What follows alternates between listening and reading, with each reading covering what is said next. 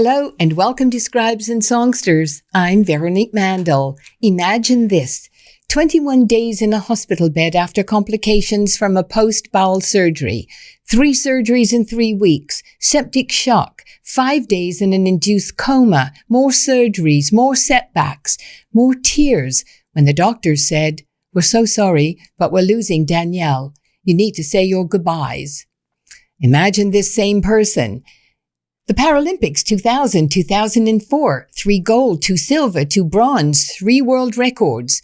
Paralympic World Championships 1998, 2002, 7 gold, 3 silver, 1 bronze, 4 world records. Commonwealth Games 2002, 1 bronze. Swim Ontario Aquatic Hall of Fame 2013, Windsor Essex Sports Hall of Fame 2010, Terry Fox Humanitarian Award 2005, King Clancy Award also 2005, Queen Elizabeth II Golden and Jubilee and Diamond Jubilee medals, the Kenneth Jaggs Community Award 2002, and the Order of Ontario in 2001. That extraordinary woman is Danielle Campo. And today on the show, we're talking with Danielle and with Marty Beneteau, former editor and publisher of the Windsor Star.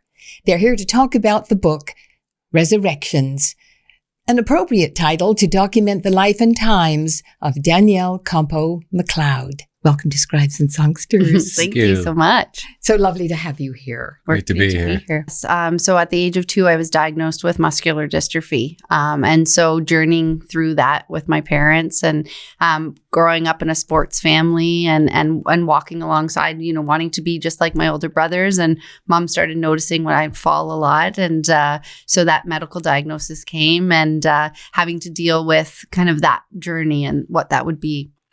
And I want to talk more about that.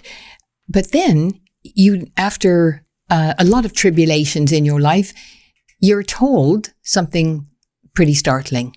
Yes, about this diagnosis. Yes, absolutely. So finding out that research is amazing and the doctors in Muscular Dystrophy Canada had been working and were able to find out that probably that wasn't the correct diagnosis and that in fact it was a congenital myasthenic syndrome, they thought, and that there was a medication that I could take and was so lucky to find that the treatment worked quickly and was gaining strength and able to do things that I hadn't done before.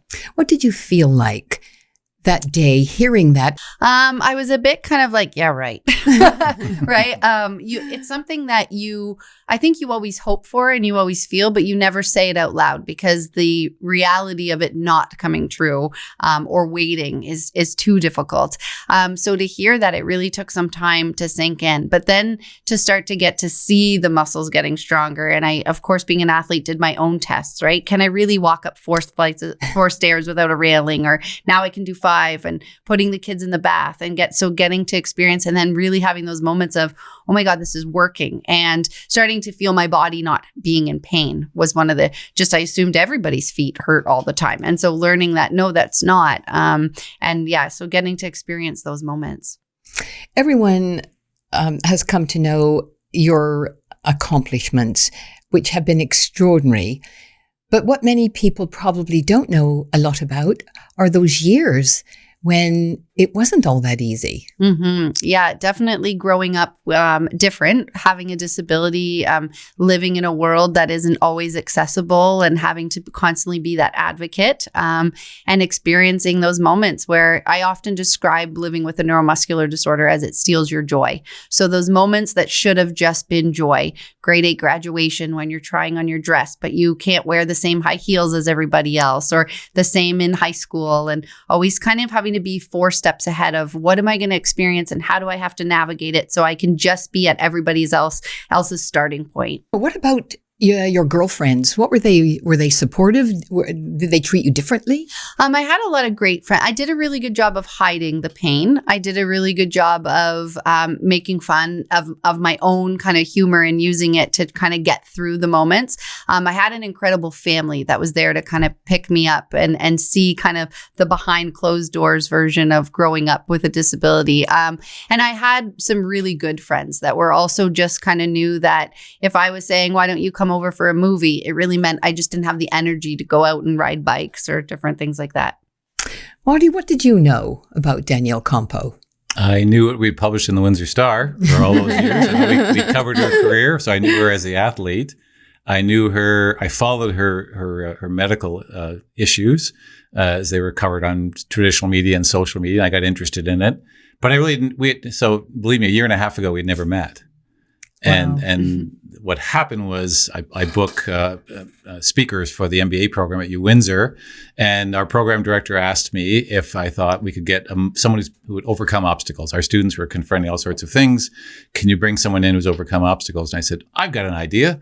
How could you possibly think about her? And I literally emailed her that afternoon, and she literally got back to me that day. Didn't know me. I got her contact info, as us journalists often do, by wriggling out of another source. Mm-hmm. And she got back to me right away, and we had a conversation about it. And that's how we got to know each other, her speaking to the MBA. At what point did you look at each other, or did you, and think that there might be a book here? Well, Marty left the door open by saying, if you ever need anything, you reach out to me. I'm here. And he was sharing some of the feedback that we were receiving from the MBA students. And so there was a time where we connected over the phone just to kind of debrief about the presentation. And when he said that, I had said, I'm really, interested. I'm getting a lot of speaking calls. I want to write my story and have a book. And I shared with Marty, some people were approaching me. And it started off like a dad that was just going to kind of protect you and say, wait a minute. And so I was able to say to him, hey, you said if I need anything, would you be my agent? And he laughed and said, I don't know anything about, no. And then I said, okay, well, what'd you think about writing my book? And he kind of again laughed. And in diplomatic Marty way, he said, well, why don't we meet for a coffee and we can just chat about how maybe I can help you if it's, in different ways. And so I didn't know that he wasn't really committed to he didn't give me that yes yet. And so I said, I'm going to make you say yes. But we did. So we met for a coffee and I just kind of shared my goal of what I wanted. And I could see him really thinking about it and kind of, we had some more discussions over that and we just thought we would give it a try is my version of the story. It's mostly accurate, but I did not set out to write a book. I'd never done something of that magnitude before and that importance. And I thought if it's going to be done, it has to be done right. And so that was a bit, how would I put it? I was intimidated by the idea of taking her story on because I just hadn't done it before. And I was just concerned about not doing a good job, not doing it justice. And so what I did was to sort of start my own process. I did what a lot of journalists would do, and I found available information that I could use and cobble together. A lot of Facebook posts, a lot of social media posts throughout her medical ordeal from herself when she was able, her husband and her mother. And I gathered them together and copied and pasted them, 250 of them into a document. And I looked at it and I actually shared it with her because I thought she might want it. And then from that document, I wrote the foreword to the book. I wrote what I thought the book was going to be about. And it is pretty well as it is today. And so when I wrote that, I felt I had something to share with her. And I shared it with her and I said, are we on the right track here? Is this what you want? Because I think I can sort of, let's keep doing this while we think we're doing a good job. And she was happy with it. And, we agreed to a couple things. The main one would be in her voice. It had to be in her voice. So here I am, old guy writing in the voice of young woman. But I found a way. And we started doing interviews and discussing it. And I found a way, I think, to capture how she would say it. And I committed to her. I said, nothing in this book isn't something you either will say verbatim or something that I think would be roughly what you would say. There wasn't a lot of literary license taken with it. I tried to stay as close to the absolute facts as I could, with some license to, for the sake of storytelling. Yeah. Well, I have to tell you, after I read the book, I said to my husband, Chris, I feel as though I have just listened to several hundred pages of Danielle. I really heard your voice. Amazing. Yeah. See, that's the ultimate, I guess, compliment because that's what we set out to do. And I hear that. We hear that quite often from her friends who know her well, who will say, I just felt like I sat down next to a fireplace with a roaring fire and a cup of coffee or pot and listened to Danielle tell her story. And that tells me that I did what I wanted to do. And I feel like we did justice to the story. Take me back to that day over coffee What were you feeling about Danielle? I mean, Marty, when you were listening to her, what inspired you? Well, it goes back to, I'd followed her story, so I knew a bit about what she was about. But, as journalists, we need to meet someone and kind of get past the surface. So I didn't know what to expect. I didn't know what to expect about her husband, because we had a session with him as well. And I just remember thinking, as she addressed the MBAs, how she connected with them, and this notion of being Olympian strong and helping her overcome, these obstacles she faced. She actually used things that she learned in training, but just that strength she had gained. And it just dawned on me that this is a story that really has to be told. And me, when I get up on a story that I think needs to be told, I can't stop. We've done that many times. Done that many times. So that just convinced me that this was a quality story and a person who needed the story told. Quite frankly, the idea of her paying someone to write her story probably fired me up a little bit more, because I thought, this is a story that she's so deserving of having the story told. I'd be happy to step in and try to do my best at that. And as we did this, and we met on a regular basis, like every Thursday, she arrived at my house and we sat on my deck and chatted for up to 3 hours. And as we did that, and I got to know her more, all it did was reaffirm in my mind that I'd made a good choice. This is a person worth supporting. This is a story that's worth telling. And it's a story worth sharing. I mean, people around the world should read this story, because we're getting that effect too, as people are saying, I read the story and I felt better. And I felt that, I can cope a little bit better now. So again, that's go to my journalist inklings, that I want to do something that's impactful and will actually affect people's lives. And I thought her story would do that. Well, when I was getting ready for the show today, and I was, moaning about my broken finger, I thought, I'm interviewing Danielle Campo. Get over yourself. Now, when did you decide on the title, Resurrections? I decided on the title, like I do many of my important decisions. I was out for a walk with my dog, and I was thinking at some point in time, we have to name this thing. And I just kept, even going back again to the MBA talk, that this woman has come back from so many things. That was one piece. She has this resilience, but also there's a faith element that runs through this. This story is driven a lot by the faith of her family, and how they will tell you that prayer, played a major role in this. People lit candles, people said prayers, people did all sorts of things, applied oil to her. Even her brothers, brought oil to apply to her. And I just thought, this is a legitimate story that has a major faith component to it. And I thought, it's not one resurrection, it's many. So that's where I added the plural to it. And that's where it came about. And I think Danielle came to my house one day as one of our sessions, and I had this old crappy computer screen, and I'd mocked it up with a different piece of art, and that's a story in itself, that piece of art. I'd mocked it up on the screen. I said, what do you think about this? And I was petrified. I thought, she's going to say this is terrible. And she liked it. I loved it. And as a journalist, you have a first inclination, this is where you want to go. Then you talk yourself out of it. Yes. At no time did we ever look at each other and say, that's not the title of the book. Wow. Never. Not one time. No. And even her mother endorsed it. Like other people whose opinion that we cared about and sought, her mother thought it was a great title. She's a very faith-based woman, so that was good for her. And it stuck, and we never wavered on it. I think I rewrote the deckhead a couple times. Yeah. But I wanted to convey I wanted there to be an association to her as an Olympic athlete, and how that strength she acquired in doing that came to be. And it's reflected in the book in terms of how she used it to recover. I'm going to talk to you about the art in a second. What about your faith? Yeah, absolutely grew up with faith and, in a Catholic family. My husband, I always say, is the most spiritual, unreligious person. So this definitely strengthened it to see, the community come together, and just the power of lighting candles. And, after all of us going through COVID and everything, and to hear what my family went through while I was so sick, and how, that really connected all of them. And so it really affirmed for me our foundation. I can remember being part of prayer circles for you. So, prayer really is extraordinary. They carry on to this day. There's still a prayer vigil on Facebook every night at 8:30. At 8:30, to support all sorts of people who are going through difficult times. It really became incredible to see people not having the fear to talk about it either, to just say, it was so welcoming and it had no labels. Whatever you believe in, whoever you're praying to, it was like everybody tapped into whatever they needed to get me better. And that's something I'll never be able to thank our community for, because we felt it. My husband Denny felt it, our family felt it. And, they couldn't go anywhere without somebody saying, we're praying for you, or we're sending you good energy. And so how blessed to be to have that to help alongside this fight.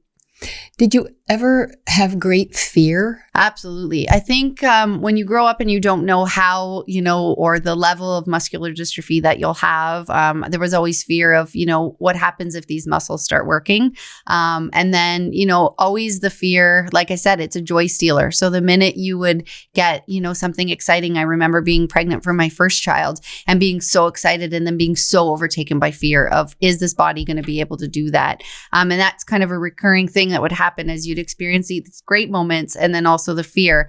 And then, of course, after being sick, and fighting so hard. And I think that's one of the kind of revelations I've had of all of this is why did this work so well so quickly, is I felt so safe with Marty in a year of being so unsafe. And so, every time you turned around, the doctors were telling you what organ wasn't working, or, the next fight for your life. And suddenly it was like I exhaled. And so I think I leached onto him faster than he probably expected. But it was just having that, being able to give that fear to the people that were praying and letting you guys kind of hold that. And, being in the hospital was one of my greatest fears, is my body wasn't working. And I said to Denny and my mom, I can't push the call button. And like, what if I die when I'm sleeping? So it was constantly those thoughts of how do I come back from this? How do I take those small steps forward? So many times I often thought, how can that little girl fight that hard? Mm-hmm. Because you fought. I fought. I wasn't going, even if they wanted me. I was, I had made promises to the boys that, we were going to come home and I would be home in a couple days. And it took me a while to click in that I had the kids at home. I remember when I woke up on life support and I was thinking okay, what happened? And I couldn't communicate. And I just saw the fear in Denny's eyes and not really understanding. And then I kind of said, I've had many hours of in the pool where you just have to talk to yourself because nobody else can hear you or you're choking on water. And so I was just having conversations with myself and God and kind of saying, one step at a time. I'm going to count the maple leaves on the tree that I can see. I'm going to watch the sunrise. I'm going to, I'm awake. And one of the good things is I know my family will never pull me off of life support. So I may be here for 30 years, but I'm here. And so figuring out and just really stopping everything and just pausing to not let that, how am I going to process through this? But just how am I going to be right here in this moment? And knowing that the machines were doing what they needed to do. And I had, the best medical team. And so just kind of one small breath at a time. Were there moments of tears? There were a lot of moments of tears. When I first woke up, I didn't understand why my body wasn't moving. I didn't know that I was put into a medically induced coma, so I thought I was paralyzed. At the same time that my parents were traveling to London while I was being transported, my mom's gallbladder exploded and she needed surgery. So she wasn't there. So I had made up a story of, obviously, if she's not here and I'm this sick, there's that. There's got to be kind of what's going on. And so there were a lot of tears in the hospital and lots of tears after. I went in the healthiest I had ever been to have this baby and so excited to have my daughter and to not know her, to not get to see her, to not remember her birth. I would say there's been more tears after than there was during the process, because in the process, you're in warrior mode. After it was about, experiencing that loss, figuring out how to connect to her, how to be, watching my children's trauma, watching, what it's done to my body and also what it's done to the family.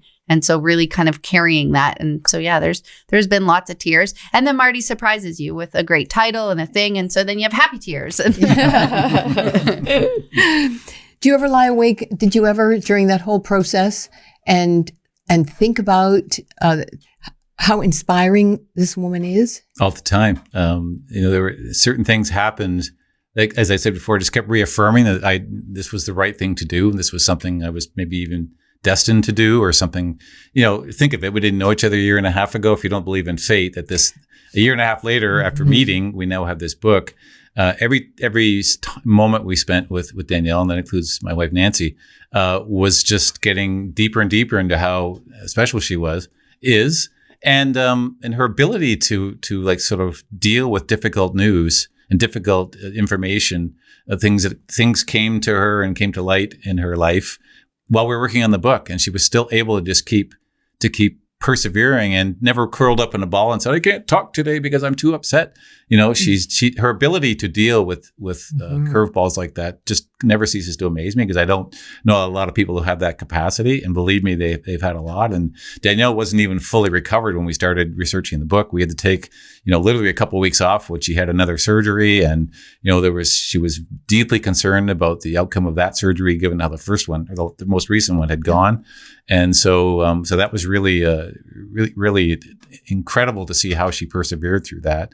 And I think, as a journalist, this went from an assignment or something, a task, to understanding that there was a bigger thing going on at work here for me, for my role, that for some reason she felt safe in sharing things with me. And we had these conversations that I think were beneficial to her. So it really took on a bit of a life of its own. And as time went on, just, a deeper relationship. So all of this doesn't happen by accident. I just don't believe that. So that's my faith at work, is that something dropped, and this is how we landed together. Now, the art on here, I think this is one of the most beautiful photos and very courageous, because you have to be a really strong woman to put this on the front cover, and we'll put it up so that people can see it. How difficult was the decision to let people see your surgery, your scar? I had everything packed in a bag as I traveled to the photo shoot with Denny and my husband in the car. And I had, my Olympic jacket, and I had my Olympic medals. And I remember I didn't want it to show that person. I had come so far, that fight, absolutely able to fight because of being an Olympian, and able to push through. But it just felt like that would be the stock photo, and it wasn't connecting to what everything else was about this book and what I wanted for this book, and for myself. And so I had asked my husband, I have this crazy idea. I'd like to take a picture, in a tank top, and would you be okay with that? And he said, would you be okay with that? And so I decided not to tell Marty that was my idea. Marty and I had been sending thousands of pictures back of different ideas and different poses. And I went and got all those outfits and made sure we had the right one.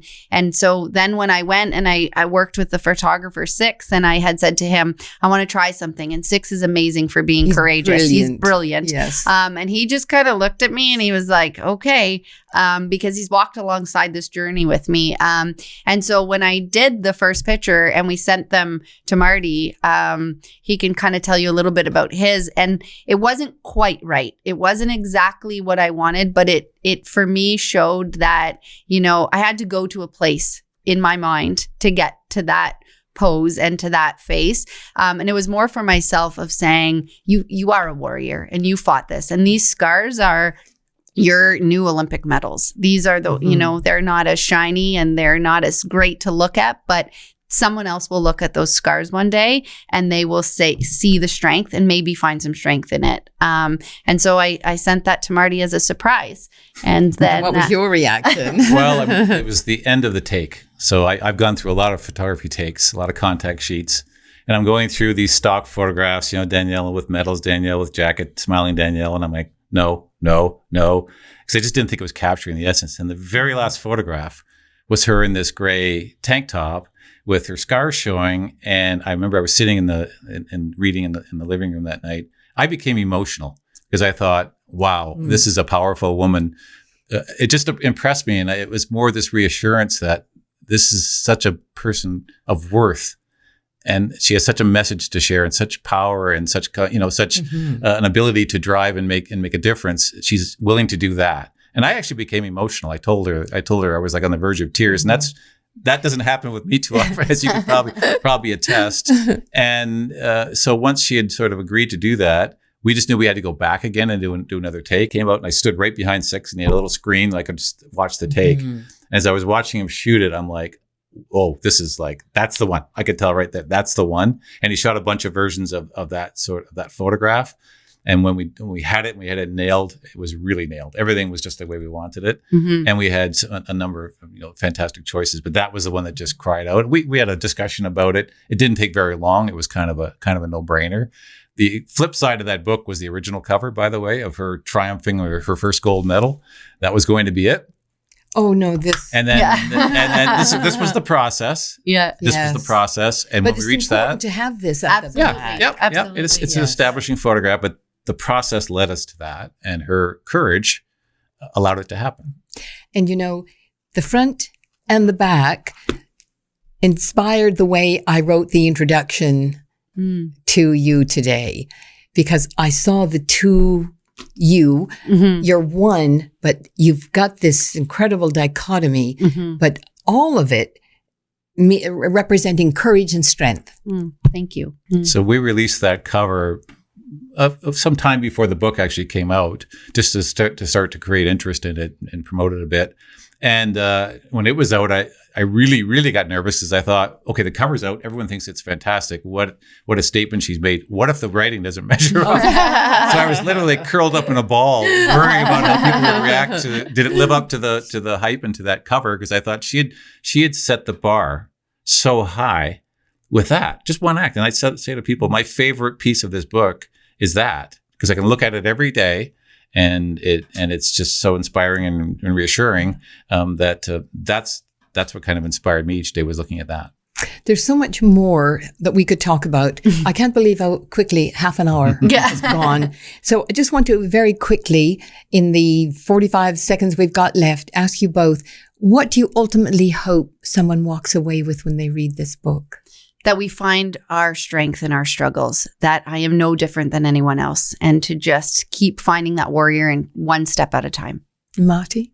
That someone goes from a dark spot to the light. Thank you both so much. Thank you. Thank you. Amazing. Well, and that's it for this edition of Scribes and Songsters. A big thank you to Danielle Campo MacLeod and Marty Beneteau for an inspiring half an hour. Thanks to our Scribes and Songsters team, producer Liz Pettypiece-Phillips, technical producer and editor Gary Glass, social media manager Michel Fortier, and consultant producer Brian Sweet. Grateful thanks to Tony Toldo and the Toldo Foundation, and to Neil and Tina Queering for their support. Thank you for watching. Hope to see you soon, right back here on Scribes and Songsters. I'm Veronique Mandel. Bye for now.